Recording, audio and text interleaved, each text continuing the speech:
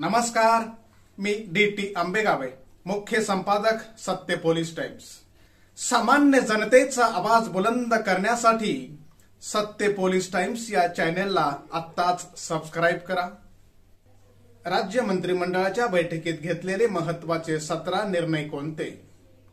लोकसभेची आचारसंहिता लागण्यापूर्वी मुख्यमंत्री एकनाथ शिंदे यांच्या अध्यक्षतेखाली आज झालेल्या राज्य मंत्रिमंडळाच्या बैठकीत विविध महत्त्वाचे 17 निर्णय घेण्यात आले।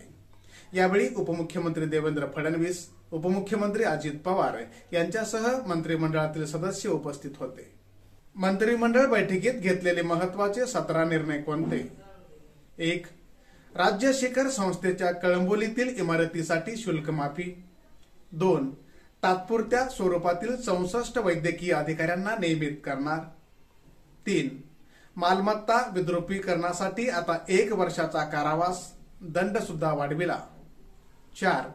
138 जलदगती न्यायालयासाठी वाढीव खर्चाला मान्यता।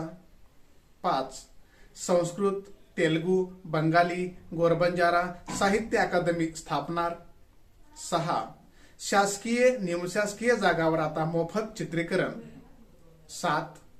विणकर समाजासाठी आर्थिक विकास महामंडळ 50 कोटी भागभांडवल। 8. पुण्यश्लोक अहिल्यादेवी महाराष्ट्र शेळी व मेंढी विकास महामंडळाच्या भागभांडवलात भरीव वाढ। 9. हाताने मैला उचलण्याच्या प्रथेचे उच्चाटन करणार, रोबोटिक स्वच्छता यंत्रे असलेली मॅनहोलकडून मशीनहोलकडे योजना। 10.